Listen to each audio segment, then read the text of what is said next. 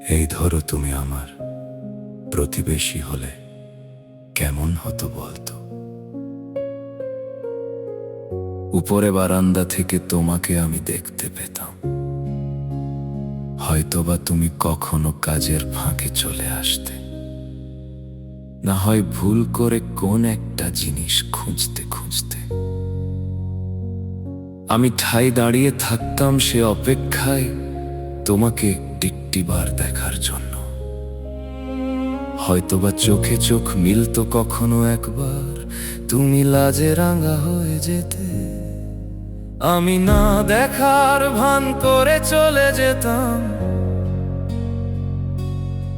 না বলা কথাটা মনে আসে কিন্তু মুখে আসে না। হয়তোবা সে না বলা কথাটা দূর থেকে দেখে তোমাকে বুঝাতে পারতাম। এই ধরো তুমি কখন বাজারে গেলে, ফিরতে হঠাৎ তোমার সাথে দেখা হয়ে গেল।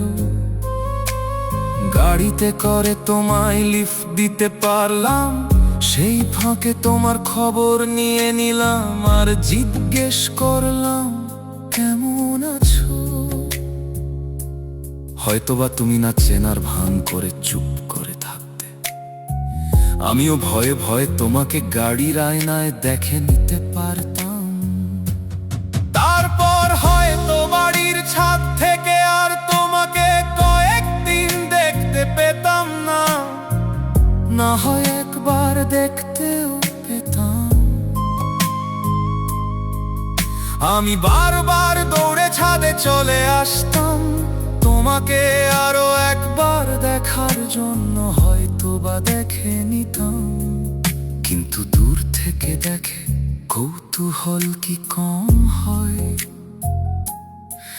তুমি ঘুমিয়ে থাকলে আমি ঠাই বারান্দায় দাঁড়িয়ে থাকতাম।